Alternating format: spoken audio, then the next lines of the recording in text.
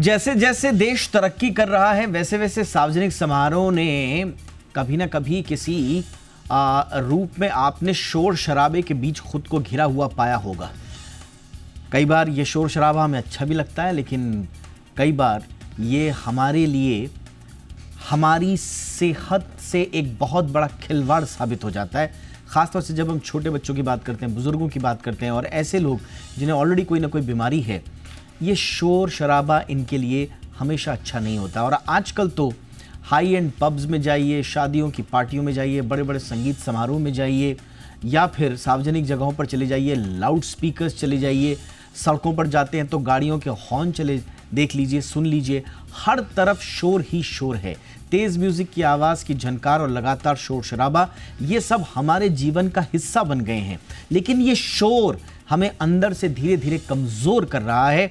नियम कायदे हैं बाकायदा कि किस इलाके में दोपहर में यानी कि दिन में कितना डेसिबल मैक्सिमम म्यूजिक होना चाहिए या शोर होना चाहिए या ध्वनि होनी चाहिए, और रात के समय कितना होना चाहिए। इसके लिए बाकायदा भारत सरकार के नियम, नोटिफिकेशंस हैं, लेकिन सवाल यह है कि इनको सुनता कौन है।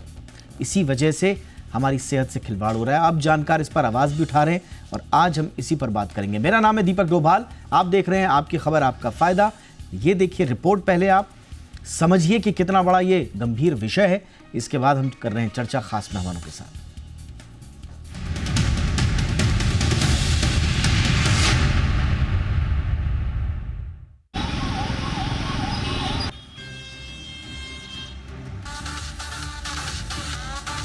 आजकल होटल, पब, शादियां हो या सड़कों का ट्रैफिक, कानों में सिर्फ शोर ही शोर गूंजता है। लेकिन ये शोर यानी नॉइस पॉल्यूशन धीरे धीरे हमें भीतर से कमजोर कर रहा है। सिर्फ सोशल गैदरिंग्स ही नहीं, बल्कि ट्रैफिक की आवाज़, निर्माण कार्य और हर जगह बजने वाले लाउड स्पीकर्स भी इस शोर शराबे के स्रोत हैं। जानकार मानते हैं कि जब शोर की तीव्रता 80 डेसिबल से ज़्यादा हो तो ये हमारे शरीर में कई तरह के तनावों को जन्म देता है, जैसे ब्लड प्रेशर का बढ़ना, दिल की धड़कन तेज हो जाना, सांस लेने में कठिनाई होना, सुनने की क्षमता पर असर पड़ना। इसके अलावा लगातार शोर से नींद में खलल पड़ने से सिर दर्द और गैस्ट्राइटिस जैसी समस्याएं भी पैदा हो सकती हैं। खास तौर पर बच्चों के लिए तो ये और भी खतरनाक हो सकता है, क्योंकि उनका मानसिक विकास शोर से प्रभावित हो सकता है।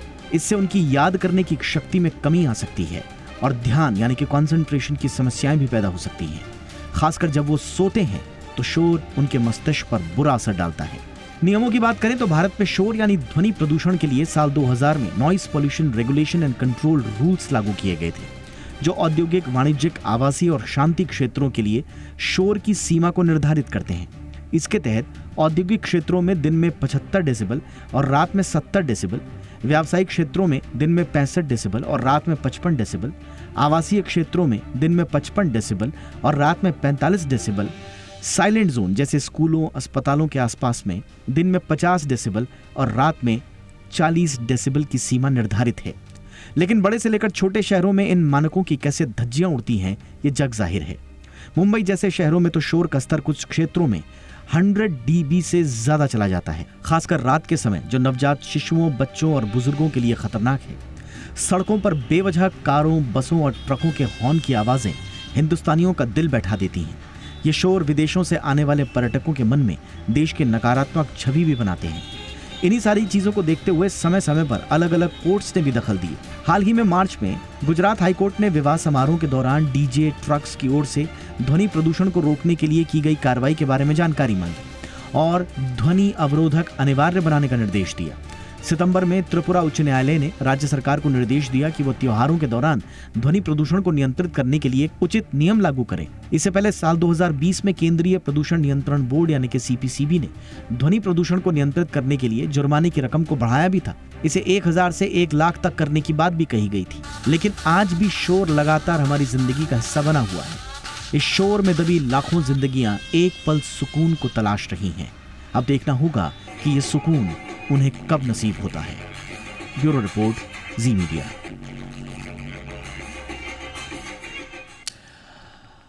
शोर पर अक्सर बात नहीं होती है। इसके जो स्वास्थ्य पर पड़ने वाले असर हैं, एक तो उसके बारे में स्टडीज सीमित हैं, आती हैं, लेकिन उस पर इतना ध्यान नहीं दिया जाता। ऊपर से भारत जैसे जो डीपली रूटेड सोसाइटल नॉर्म्स हैं, हमारे जो कलेक्टिव माइंडसेट्स हैं, अब उसमें शोर को हम ऐसा मानते हैं कि साहब ये तो हमारी रोज़मर्रा के जीवन का हिस्सा है, इसलिए इससे हम कैसे पार पाएँ। दूसरे भी इश्यूज़ हैं, उनका जिक्र नहीं करें तो बेहतर। But doctor Hemant P Thakar जैसे लोग भी हैं हमारे बीच में जो इस पर समय समय पर आवाज़ भी उठाते हैं। और आज ही डॉक्टर ठाकर का एक आर्टिकल पब्लिश हुआ, तो हमने सोचा क्यों ना डॉक्टर ठाकर जिस चीज़ पर मंथन कर रहे हैं, चिंता जाहिर कर रहे हैं, उसे थोड़ा सा विस्तार दिया जाए, इसीलिए आज हमने उन्हें भी आमंत्रित किया है। बहुत बहुत स्वागत है डॉक्टर हेमंत पी ठाकर आपका हमारे शो पे। दर्शकों की जानकारी के लिए, डॉक्टर ठाकर सीनियर फिजिशियन है, ब्रीच कैंडी हॉस्पिटल, दूसरे कई हॉस्पिटल्स के साथ संबंध है, देश के जाने माने स्वास्थ्य विशेषज्ञ। हमारे साथ एक और ख़ास मेहमान हैं आज, डॉक्टर चंचल पाल हमारे साथ हैं, जानी मानी ENT स्पेशलिस्ट हैं और फिलहाल इंद्रप्रस्थ अपोलो हॉस्पिटल्स के साथ जुड़ी हुई हैं। बहुत बहुत स्वागत है डॉक्टर पाल मैम आपका हमारे शो पे। डॉक्टर ठाकर, आपसे ही चर्चा की शुरुआत करेंगे। सर, ये अचानक से आपको शोर में ऐसा क्या प्रॉब्लम नज़र आया? क्योंकि जैसा मैं बोल रहा हूँ कि भारत जैसे देश में जहाँ पर शोर के साथ वाबस्ता होना हमारा कलेक्टिव माइंडसेट बन गया है, हम अब बहुत ज़्यादा तवज्जो देते नहीं हैं शायद। ऐसी क्या प्रेरणा मिली आपको कि आपने कहा कि चिंता जाहिर की जाए इस पे? भाई, आवाज़ और शोर के बीच में जो डिफरेंस है उसके ऊपर अगर हम चर्चा करें कि आवाज़ एक एंटिटी है जिससे हम कम्युनिकेशन यानी बातचीत कर सकते हैं, और शोर एक किस्म की नॉइज़ लेवल से ऊपर का साउंड लेवल है जिससे लोगों को तकलीफ होती है।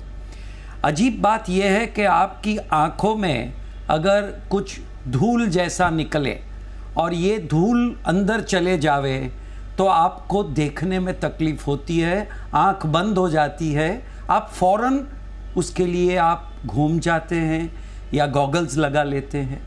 मगर आपके कानों में जब तकलीफ होती है और इतने ज़ोर से आपको ये म्यूज़िक हो, अनाउंसमेंट हो, टेलीविज़न हो या फिर रोड की आवाज़, हॉर्न, मशीन, कुछ भी हो, आप वहाँ से ज़्यादा सोचते नहीं है, थोड़ा हाथ रख के चले जाते हैं, क्योंकि ये कान का जो डैमेज होता है वो स्लो ग्रोइंग डैमेज है और 5, 7, 10 साल के बाद आपको डेफनेस में रिजल्ट होता है।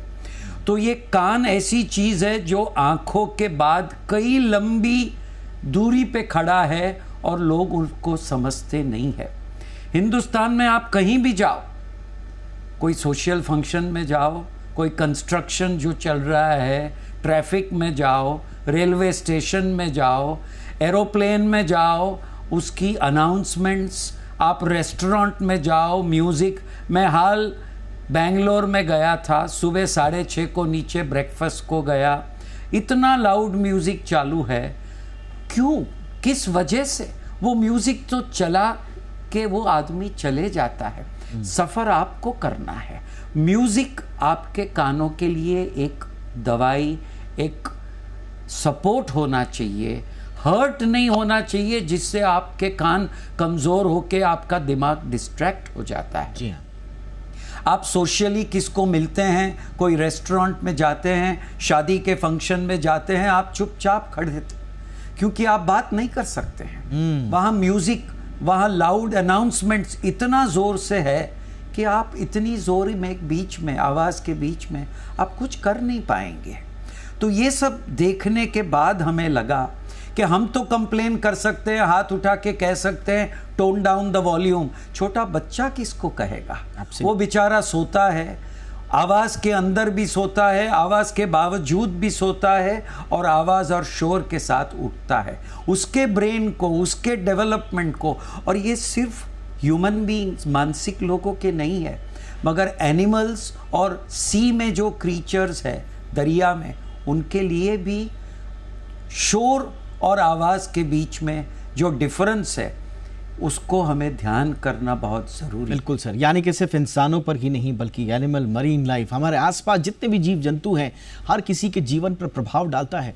लेकिन बड़ा सवाल ये है डॉक्टर चंचल पाल, बड़ा सवाल यही है कि भारत जैसा समाज, में बार बार इसलिए कह रहा हूँ क्योंकि हमारे यहाँ नॉइस को सोशल एक्सेप्टेंस है, हमारे यहाँ नॉइस को जोड़कर देखा जाता है जॉय से। हमारे यहाँ जोड़कर देखा जाता है फेस्टिविटी से, हमारे यहाँ जोड़कर देखा जाता है एन्जॉयमेंट से। और फिर तुर्रा ये कि साहब जॉय, फेस्टिविटी, एन्जॉयमेंट, ये तो हमारे स्ट्रेस बस्टर्स हैं।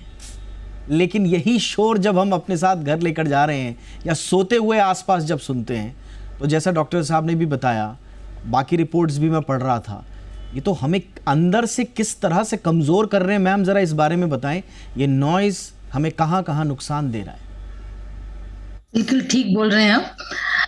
नॉइज जो है वो कोई एंटरटेनमेंट का साधन नहीं है। शुरू से ही हमारी अगर सभ्यता में देखा जाए तो म्यूजिक को बहुत ही लाइट और रिलैक्सिंग बताया गया है। क्लासिकल म्यूजिक देखिए या कोई सा भी म्यूजिक देखिए, शोर को तो कभी भी हमारे किसी भी चीज से जोड़ा नहीं गया, पर अब अनफॉर्चुनेटली सोसाइटी में हो गया है। जैसे गाने बजते हैं, आंटी पुलिस बुला लेगी, मतलब डीजे हमें बजाना है।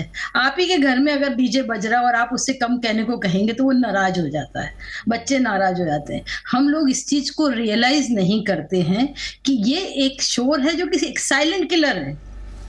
आपको पता ही नहीं कि कब वो आपके हार्ट पे असर कर रहा है, कब वो आपको हार्ट अटैक दे रहा है, कब बच्चों के डेवलपमेंट में दिक्कत हो रही है, कब प्रेग्नेंट वुमेन में हो रही है। एंड मैंने इस बारे में चैप्टर्स लिखे हैं और स्टडी करी है, स्टडीज हैं 45 डेसिबल के बाद हर 10 डेसिबल के में कि इंक्रीमेंट से चांसेस 8% बढ़ जाते हैं कार्डियक डिजीज के। इस चीज की अवेयरनेस मीडिया कराए, इस चीज की अवेयरनेस हमें सब लोगों को करानी चाहिए। यहाँ अगर म्यूजिक बंद करने जाते हैं, जैसे कहावत है कि अगर म्यूजिक आप बंद करने गए तो वहां लिखा होता है वहां क्लब में कि if you feel the music is too light, you are too old for this place. That means उसको बुढ़ापे से जोड़ा जाता है कि you are too old fashioned. That is not correct. उस चीज को ठीक करना होगा और लोगों को अवेयर करना पड़ेगा। और हम डे टू डे देखते हैं, मेडिकल चेकअप जब करते हैं, यंग लोग आ रहे हैं जिनको हियरिंग लॉस होता है, यंग लोग आ रहे हैं जिनके कान में टिनिटस होता है, आवाजें आ रही हैं जो हम पहले नहीं देखते थे। पिछले 15-20 साल पहले हम यंग लोगों में हियरिंग लॉस नहीं देखते थे, पर अगर अभी आज देखेंगे तो आज की तारीख में है।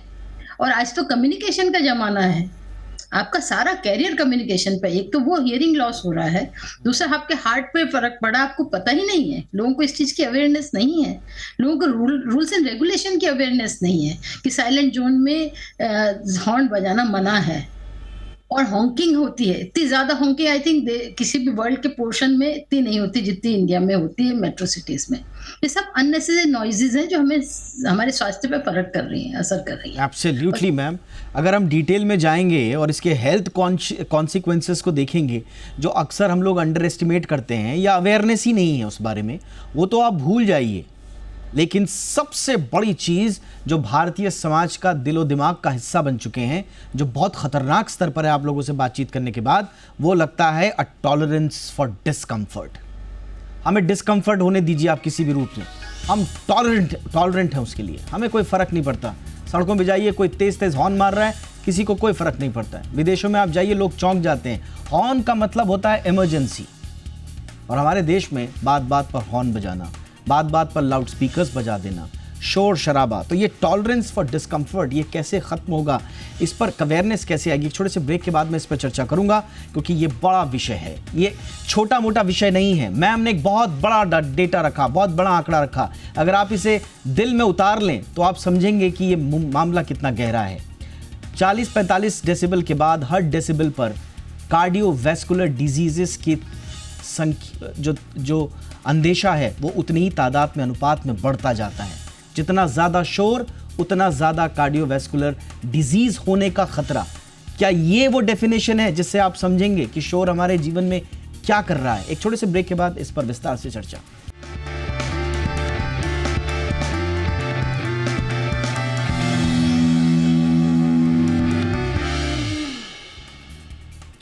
ब्रेक के बाद आपका स्वागत है। तो कभी आपने सोचा है कि इतना शोर क्यों है भाई हमारे आसपास? क्यों हमने डिस्कम्फर्ट के लिए, नॉइस के लिए एक टॉलरेंस विकसित कर ली है? और हमें ऐसा क्यों लगता है कि ख़ास तौर से ये हमारी लाइफ का और ख़ास तौर से अर्बन लाइफ का एक इनएविटेबल पार्ट बन चुका है? ऐसा क्यों?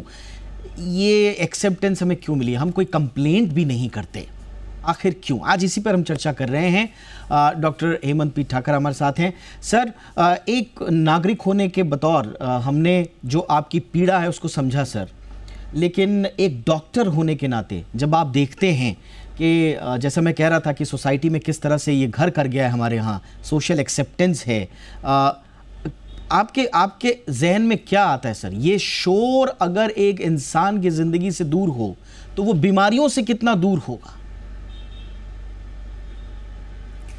बिल्कुल, शोर के जो साइड इफ़ेक्ट्स हैं, जैसे हमने पहले भी बताया, blood pressure, memory, speech, gastric, acidity, अगर आप कंटिन्यूअस रेपिटेटिव लार्ज अमाउंट यानी ऊंचे डेसिबल्स का एक्सपोजर बहुत वक्त के लिए रोज़ाना एक्सपोज होते हैं तो आपके शरीर में वो साइड इफ़ेक्ट्स तो उत्पन्न करने वाला ही है। आप देखिए कि एक बड़े ऑयल टैंकर शिप पे जिस बीमारी डेक के कैडेट को होती है वो अलग बीमारी है जो इंजन रूम के इंजीनियर को होती है, क्योंकि इंजन रूम के इंजीनियर को जो आवाज़ आता है इंजन्स के आवाज़ का, उसकी भी उन्होंने और इंटरनेशनली लिमिट्स रखी है, यानी कि आप इतने घंटे से ज़्यादा वहाँ नहीं रह सकते हैं।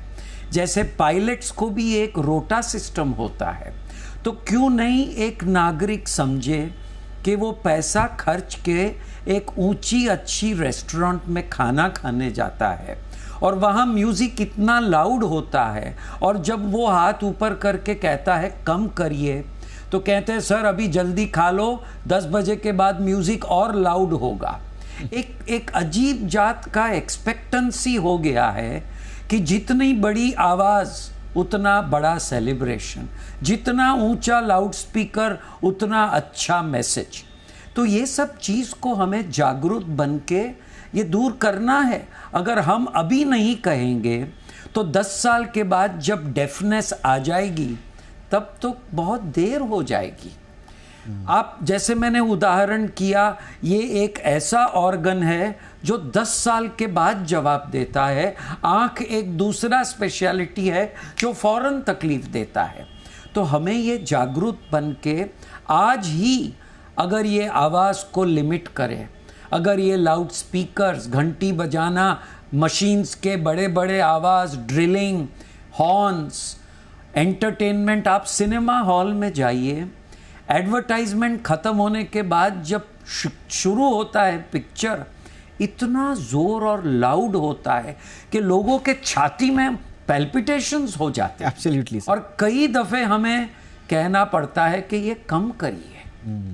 तो ये बहुत ज़रूरी है। बट सर मत रखिए, बट सर ये सारा काम, आवाज़ उठाइए। यस सर ये सारा काम सर ऐसा लगता है कि रूल्स ऑलरेडी रेगुलेशंस हैं, जैसे मैंने बताया भी, noise pollution regulation and control rules 2000 हैं। इसमें समय समय पर बीच बीच में कोर्ट्स का इंटरवेंशन भी हुआ है। 2000 अभी आप लाइफ बेल्ट पहनते हैं, सीट बेल्ट, क्योंकि आपको फाइन करते हैं। Absolutely. अगर ये रूल्स हम अप्लाई करेंगे तो साउंड लेवल भी अपेक्षा है कम हो जाएगी। एब्सोल्युटली। और हर स्टेट के पास अलग अलग हैं, स्टेट लेवल रेगुलेशंस अलग हैं। बहुत सारे स्टेट ने अपने हिसाब से रूल्स बनाए हुए हैं।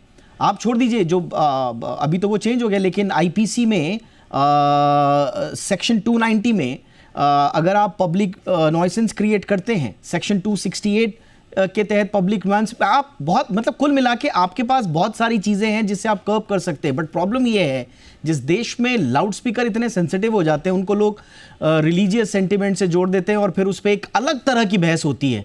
उस पर पब्लिक हेल्थ के इर्द गिर्द का डिस्कोर्स नहीं होता है, वो डिस्कोर्स ही अलग हो जाता है। सर ऐसे समाज में आप कैसे सेंसिटाइज करेंगे? कुछ अगर आप कह सकें इस बारे में। अभी तो हमें अपेक्षा है होगी, क्योंकि पोल्यूशन, एयर पोल्यूशन के ऊपर जो आवाज़ उठा है जी, और जिसके कानों पे गिरा है, हमारा एयर पोल्यूशन सुधरने लगा है। तो मेरी अपेक्षा यही है कि हमारी आवाज़ अभी ये नॉइस पोल्यूशन को जावे, उस तरफ जावे, तो एक आदमी का हारमोनियसली ज़िंदगी में मैच्योर होना, ओल्ड एज में अच्छी तरह से जीना और यंग लोगों की प्रोडक्टिविटी बढ़ाने के लिए भी ये सारी स्पेशल सेंसेस बिल्कुल हम प्रिजर्व कर सकेंगे। बिल्कुल मैम, हमें जागरूक होना है और जागरूक होना है आज। यस एब्सोल्युटली सर, जागरूक होना बिल्कुल होना आवश्यक है हर स्तर पर, एक इंडिविजुअल स्तर पे भी, एक सोसाइटी के स्तर पे भी, और बतौर एक सरकार, एक तंत्र के स्तर पर भी। डॉक्टर चंचल पॉल, हम देख रहे हैं मैम वीक इन्फोर्समेंट तो है ही, अब उसके बहुत सारे दिक्कत है, लैक ऑफ अवेयरनेस। जो हमारी इन्फोर्समेंट एजेंसीज हैं उन्हीं के पास कभी कभी पता नहीं होता है कि डीजे कितने बजे तक बजेगा, उन्हीं को जो है भ्रमित कर देते हैं। इनसफिशिएंट मॉनिटरिंग सिस्टम है, हाई कोर्ट कितनी बार कह चुका है कि आप नॉइज़ को मेजर करने वाले डिवाइसेस लगाइए, कुछ सिटीज़ में लगते हैं, बाकी का हाल बुरा है मैम। इनएडिक्वेट इंफ्रास्ट्रक्चर, जो मैंने आपको बताया, कल्चरल प्रैक्टिस का एक इशू है मैम जो बड़ा सेंसिटिव है, उसको छेड़ो तो बवाल मच जाता है। अर्बनाइजेशन का प्रेशर है, जैसे मैंने कहा कि नॉइज़ तो चाहिए चाहिए अगर आपको आगे बढ़ना है, ग्रोइंग सोसाइटी का सिंबल है नॉइज़। जैसे आपने बिल्कुल सही कहा कि आपको अगर आवाज़ ज़्यादा तेज़ लग रही है तो आप बूढ़े हैं, इस तरह कर कहकर संबोधित किया जाता है। पब्लिक अवेयरनेस तो छोड़ ही दीजिए, ऐसे समाज में कैसे बात बनेगी मैम? शोर पर हमारा जोर कब चलेगा, कैसे? हाँ, इसमें अगर पब्लिक अवेयरनेस तो है ही, सबको पता है शोर नुकसान करता है। ये शायद नहीं पता है कि हमारे हार्ट पे भी उसका असर होता है, ब्लड प्रेशर पे भी डायरेक्ट असर होता है।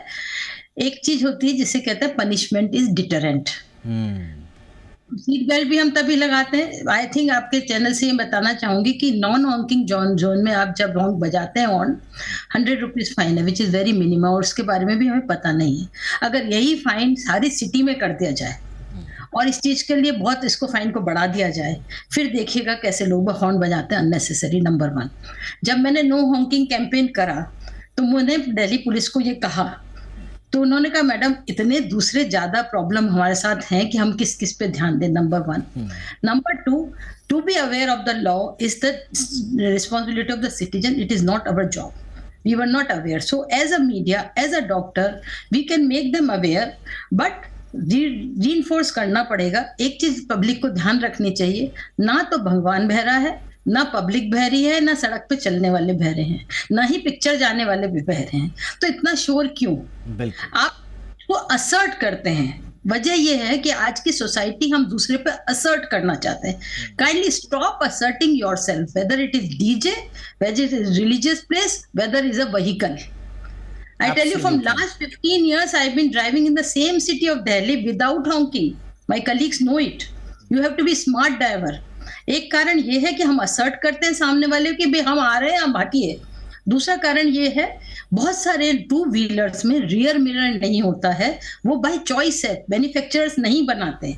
आप एक आर्टिकल पढ़ेंगे, why Delhi honks, India honks more.